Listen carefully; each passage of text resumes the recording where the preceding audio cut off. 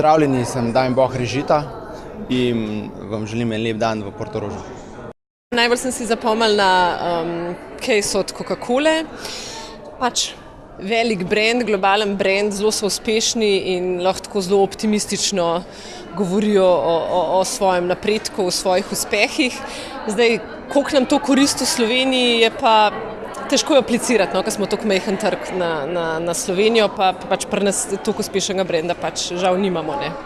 Ena tako velika korporacija kot Coca-Cola se da marsikaj naučiti. Je pa res, da so čisto druge dimenzije, kot pa to, kar v Sloveniji počnemo. Meni je bila zelo všeč predstavitev Coca-Cole, zelo slikovita, res super je bila. Sicer za BMW smo malo zamudili, žal, pa je bila to zelo dobra, tako da super. Definitivno bomo ponudili kakšno Coca-Colino varianto. Imam to priložnost, sem iz Petrola in imam to priložnost, da smo glih zamenjali direktorja marketinga, ki je prišel iz prodaje in so številke, ki smo jih bomo zdaj veliko bolj primorani spremljati, kot smo jih bili do zdaj. In bo ta input, ki smo ga od Coca-Cola dobili, odličen. Prvi vtis je bil vse že videno, vse že slišano v smislu, tudi kar sem slišala na faksu pred 20 leti, ok, se ponavlja nekaj tako korenito novega, kar je tolažljivo po eni strani.